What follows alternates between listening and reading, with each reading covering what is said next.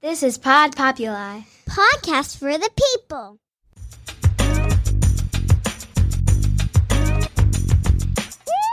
The Great Love Debate. It's the Great Love Debate. The Great Love Debate. It's the Great Love Debate. Hi again, everyone. It's Brian Howie. Welcome to The Great Love Debate, the world's number one dating and relationship podcast. Since 2015, I am here in the normally lovely, but not so lovely today, studios of Pod Populi, Podcasts for the People, in Hudson, Ohio, and it is not warm. Every month or so, I get a list of the countries where we have recently hit the top podcast charts for the first time, and we need to take a second and acknowledge them and thank them and say hi to them. So I don't know how to say I want to give a shout out in too many languages, but hello to all our listeners in Egypt. We're on the list in Egypt, the Philippines, Ecuador, Finland, and Venezuela. I don't know why we are suddenly popular in those corners of the globe, but merci, gracias, dankeschön, and all the other languages that are definitely not the languages in those countries. Anyway, here we go. As I record this, it's early in the year 2022. It's just post-holiday, and if you're listening to this in late September, stick around because it will be as relevant then and in the years to come as it is right now. Every year in this country, we run through that whirlwind, that festive gauntlet of Halloween, which leads into Thanksgiving, which leads to Christmas, which ends with New Year's, and it's sort of this cacophony, this blur of colors and candy and caroling and confetti and as many alliterative C words as you can. And they're all blended together in this 60-plus day sort of tornado. And when we come out of it, the new year kicks in and people believe they can relax a little. They get back into the normal work routine. They get started on those resolutions. They think they have a bit of a breather. And then one day, middle of January, they walk into a CVS and they're bombarded with Valentine's Day. It's looming. It's the train in the distance. And it's coming closer. And oddly, January always goes by in a minute, but February seems to take forever. Despite being the shortest month, it always sort of feels the longest, especially in the 3 quarters of the country where the winter weather sucks. And I am recording this in one of those quarters. And trust me, the weather fucking sucks. But anyway, Valentine's Day. That's the first part of what I want to get into today. And you guys, if you've listened to this show for a long time, which may not mean you, my Egyptian and Ecuadorian friends, but if you have been with us for a while, you know how I feel about Valentine's Day. In a general sense, I don't care about it at all. I think if you're doing things right the other 364 days of the year, Valentine's Day should be pretty much any other day. I mean, if I'm a girl, would you rather get flowers on March 19th or June 23rd or August 8th out of the blue completely randomly, or would you rather get roses on February 14th because that's what everyone does, so that's what he thinks he's supposed to do? However, I know my personal feelings on this do not matter one iota to her or to you guys, because no matter how wonderful a boyfriend I am on those other 364 days, if she cares about Valentine's Day on that day, then I better well care about it. It's her call. She needs to express that to me, to the guys, how she feels about it in advance of Valentine's Day, so he's not surprised that suddenly she's dressed in a Valentine's Day costume because it's the biggest day of the year to her. But it is important. If it's important to her, it's important to you. And maybe you think that's sexist, but if you're a woman who doesn't care about Valentine's Day and you're with a dude who really does care about Valentine's Day, that's odd. I think he's a weird dude, and you have to rethink a lot more than Valentine's Day. Valentine's Day is for her. Sorry. And I've explained my position on this many times in my life, and many times I've had a girlfriend at the time say, listen, I get what you're saying, but I don't want to have to explain to my friends that you got me nothing because of your other 364 days logic and that you're a jackass, so we're going to dinner and we are doing Valentine's Day. Okay? I've gotten that speech. So that's fine. I get it. If she wants it, you want it. Period. Don't argue it. Just acknowledge it. Just like when we were kids. Remember when we were kids in school and we were like 9 and they made us do this weird thing with like cards exchange and Hershey's Kisses, and we're like, oh, it's Valentine's Day. That was ultimately fine. Like, that was fine for us. And you ultimately will be fine. Make her happy. Buy the necklace, give the flowers, make the reservations, and then it's clear sailing for a little while on the festivities until her birthday comes up. But one thing you should not do on Valentine's Day, don't propose on Valentine's Day or Christmas Day or New Year's Eve or your birthday or her birthday. Just don't do it. There are 360 other days to get it right and be special. There's no need, because you get caught up in the eggnog and the presents that you should suddenly get down on your knee on Christmas Day. And don't give me it's a time our families were around. Who fucking cares? It's a very special occasion. It should be done on a special day, its own day. Celebrate that day. Make that day, your holiday. Then you won't be in 8 years answering the question, hey, what are you guys doing for New Year's Eve? And you're like, well, nothing, just staying home. When 8 years ago you proposed that night, and ever since then, every New Year's went downhill because you couldn't top that. Show some imagination. Surprise her. Turn a random day into a meaningful day. And trust me, it will be a much more meaningful day.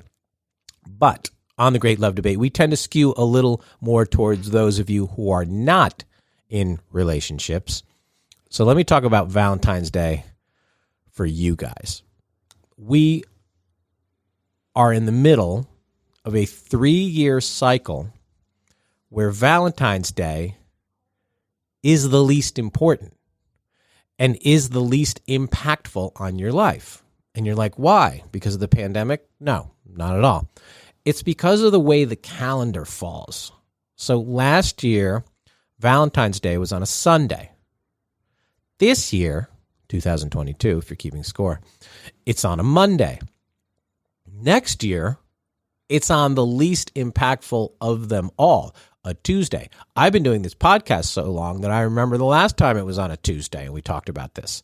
When Valentine's Day falls on a Tuesday, it might as well fall in the center of the earth. Nobody cares.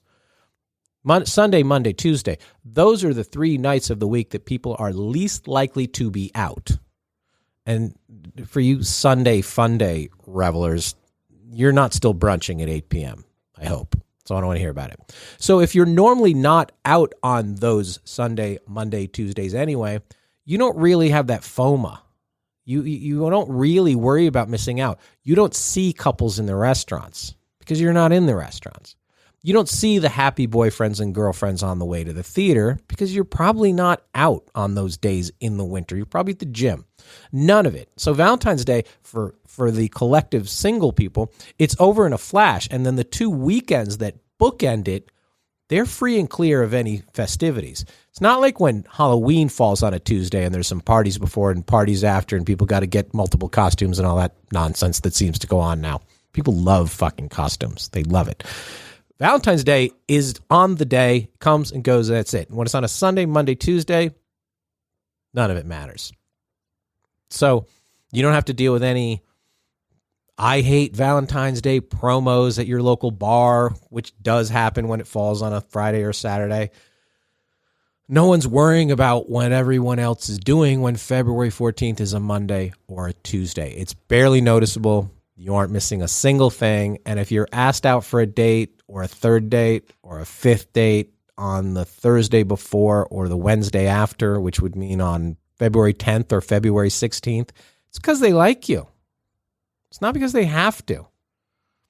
Flowers smell better and the candy tastes sweeter and the dinner seems more delicious because it is free from the trappings of the trappings. So if you're in a relationship do the doings that need to be done. And if you're not, focus on the days before and the days after. That's where the magic and the action are. And then you can get on to spring. So that's just the first part of what I want to get into today. There's going to be more to the backside of this break. I got to take a quick break, but we will be back right after this.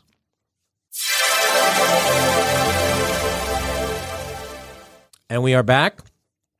And we've been talking about romance. Have we? Are we? Is that what we're talking about here? So we were babbling about in the first half. We're at least talking about the expression of it.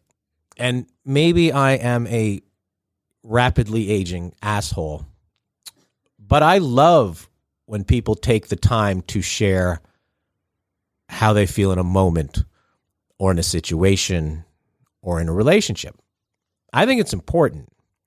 I think it's always special, and I think you can make every day more memorable.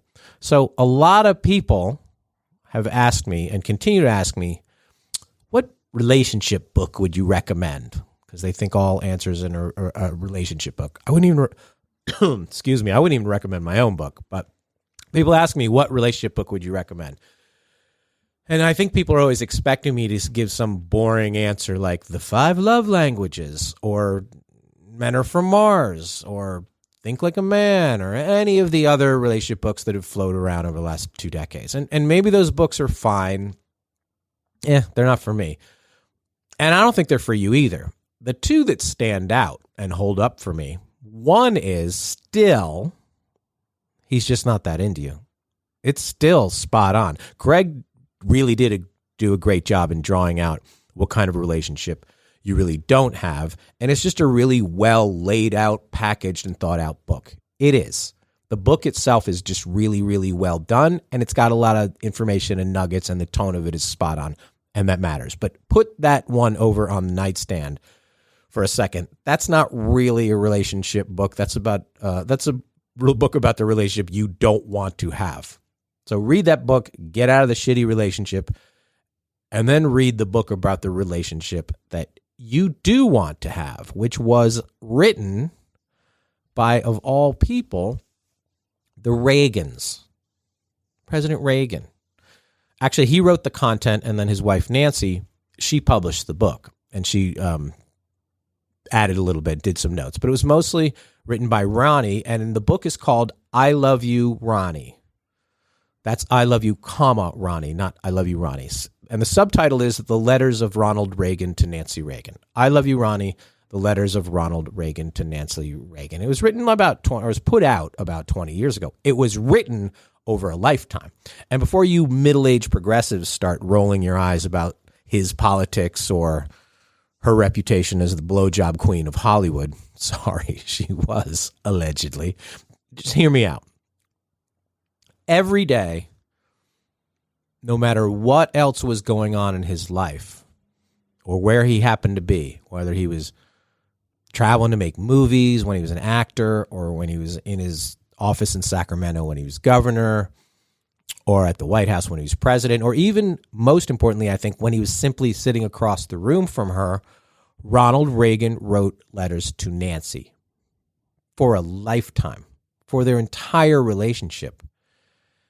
He wrote to express his love. He wrote to share his thoughts. He wrote to let her know his feelings and to stay in touch. And most importantly, I think he wrote to stay connected. So we're talking about more than 50 years of these private communications day after day. And she saved them all. Good for her, for him for writing them, and good for her for keeping them, because they meant something to her and they meant something to him. And she saved them all and decided to publish them and share them. And in the book, she comments on the letters, and she writes what she thought and what they meant to her in the moment or looking back. And maybe she didn't tell him while he was able to comprehend what she thought and about the letters, and because maybe it took some reflection to do that. Anyway, she put the book out a few years before he died, but it was during a time when he was really bad with Alzheimer's and he was probably slipping away. So those letters, those words on a page, they were what she had to bring those memories of the two of them and what she was feeling back to the present. And those feelings to the forefront during a